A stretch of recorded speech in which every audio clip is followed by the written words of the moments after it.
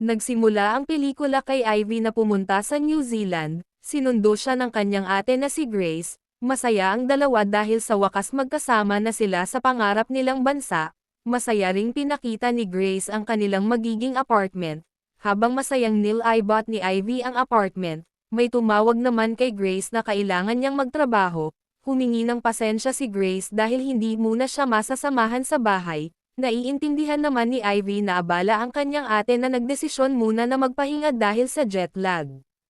Nakarating na sa kanyang kliyente si Grace na naglilinis siya ng banyo habang si Ivy ay naaaliw sa magandang tanawin. Kinagabihan, gin-icing ni Grace si Ivy na niyayang isama sa bar ng kaibigan. Pagkarating na mangha si Ivy, nagpaalam naman si Grace na hahanapin niya lang ang kanyang kaibigan para ipakilala sa kanya. Tinitingnan ni Ivy ang paligid nang makita niya ang gwapong binata na si Felix. Kinilig si Ivy nang nagkatinginan sila, ngunit biglang dumating si Grace na hinalikan si Felix. Dinala ni Grace si Felix na pinakilala kay Ivy na kaibigan niya, masayang nagpakilala naman si Felix na sinabihan sina Ivy at Grace na kukuha lang siya ng maiinom nila. Naguguluhan naman si Ivy na tinanong ang kanyang ate kung magkaibigan lang ba talaga sila dahil naghalikan naman sila sa labi. Masayang nagsasayawan na ang magkapatid habang umiinom, makalipas ang ilang oras umuwi na rin sila na tinulungan ni Felix si Grace dahil lasing na ito, sinabihan ni Felix si Ivy na siya na ang bahala sa kanyang ate, nagpapahinga na si Ivy nang may narinig siya sa kabilang kwarto, bumangon siya na nilapit ang kanyang tenga sa pader na naririnig niya ang ungol ng kanyang ate, sa kabilang kwarto pala ay matinding nagsibakan sina Grace at Felix. Hindi ko na ipapakita dahil bawal ito sa mga bata. Sa sumunod na gabi, nakita ni Ivy si Felix na may kausap na ibang babae. Nagalit siya na sinabihan si Felix na niloloko niya lang ang ate niya. Dumating naman si Grace na pinapakalma si Ivy. Pinalabas ni Grace si Ivy para ipaliwanag na hindi niya boyfriend si Felix na friends with benefits lang sila. Galit naman si Ivy na sinabihan si Grace na kung bakit pumayag siya sa ganyan. Umamin naman si Grace na mahal niya si Felix kaya't payag siyang magsibakan sila kahit walang label. Inis naman na umalis si Ivy sa pagkamanhid ng ate niya. Samantala, sa kabilang silid, sinibak ni Felix ang Amerikanang nakilala niya sa bar, hindi ko ulit ipapakita dahil bawal ito. Sa sumunod na araw, pinuntahan ni Felix si Grace sa kanyang tinatrabahoan para humingi ng tawad. Inamin niya na nagawa lang niyang sibakin ang Amerikana dahil investor siya ng alak. Nangako si Felix na hindi na siya ulit makipagsibakan pa sa iba. Nakarating na ang dalawa sa apartment, habang abala si Ivy sa pag-e-edit ng mga larawan. Inimungkahi ni Felix na kukunin siyang photographer para sa kanyang bar.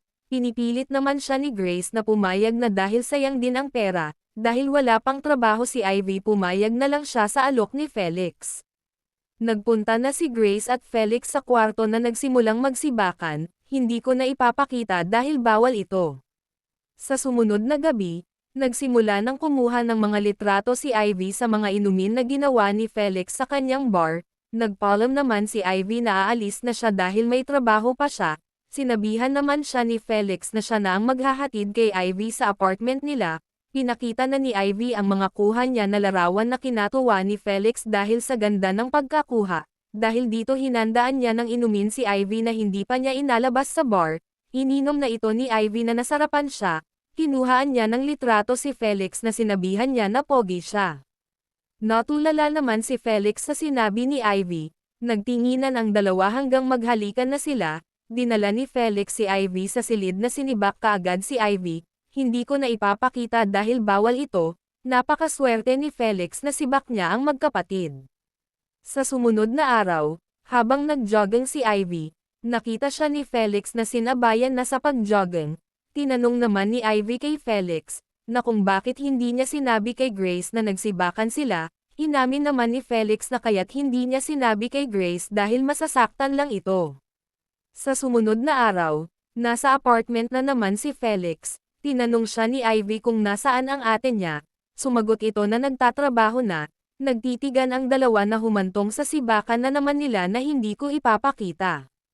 Ni-record pala ni Ivy ang sibakan nila na plano niyang ipakita sa ate niya, Pero kasama niya pala si Felix, kaya't hindi na niya tinuloy. Tumingin si Ivy sa kanyang laptop para malaman kung natanggap na ba siya sa inaplayan niya, ngunit nalungkot siya nang hindi siya natanggap. Inis siyang umalis at pumunta sa dalampasigan.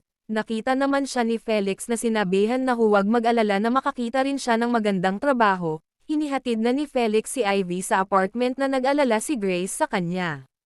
Sinabihan ni Grace si Ivy na kung hindi pa siya makakita ng trabaho pwede siyang magpakasal kay Felix para magka-visa. Sa sinabi ni Grace nagtinginan sina Ivy at Felix.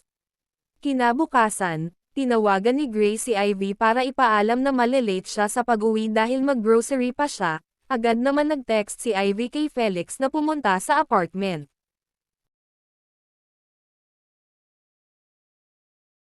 Nakarating na si Felix na kaagad sinibak si Ivy, habang si Grace ay nagbago ang isip na nag-text kay Ivy na kakain na lang sila sa labas dahil nagbigay ng malaking tip ang kanyang kliyente, na sisanduan na lang siya sa apartment. Dahil abala sa sibakan si Ivy, hindi niya nabasa ang text ng kanyang ate. Nakauwi na si Grace nang binuksan niya ang kwarto ni Ivy na nakitang nagsibakan sila ni Felix. Naiiyak na lang sa kusina si Grace na hindi makapaniwala sa nakita. Lumabas na rin sila Felix at Ivy, na humihingi ng pasensya na mahal nila ang isa't isa. Nagalit si Grace na pinaalis ang dalawa. Naging sad girl at sad boy na silang tatlo. Sa sumunod na araw, ibinalita ni Ivy sa kanyang ate na nag-book na siya ng tiket pabalik sa Manila. Humingi siya ng pasensya sa lahat ng nagawa niya. Samantala, nagkita naman sina Felix at Grace. Humingi ng tawad si Felix sa ginawa niyang pagsibak kay Ivy. Inamin niya na mahal niya si Ivy na bigyan siya ng working visa para lang may trabaho na si Ivy sa New Zealand. Dahil pangarap niya ito, tinanong naman si Grace kay Felix kung bakit hindi siya minahal na ginawa rin niya ang lahat sa kanya na nagpapasibak din siya. Hindi naman alam ni Felix kung bakit mas pinili niya si Ivy, dahil kusa na lang na gusto niya si Ivy kaysa sa kanya. Sa apartment, nakahanda na si Ivy sa kanya mga gamit. Pinigilan naman siya ni Grace na pinakita ang business card na binigay ni Felix para makapagtrabaho na siya. Sinabihan niya si Ivy na pinatawad na siya, na mas mahalaga pa rin ang kanilang pagiging magkapatid, na gusto niyang tuparin ang pangarap nila na magkasama sa New Zealand. Naiyak na si Ivy sa desisyon ng kanyang ate na humihingi ng tawad.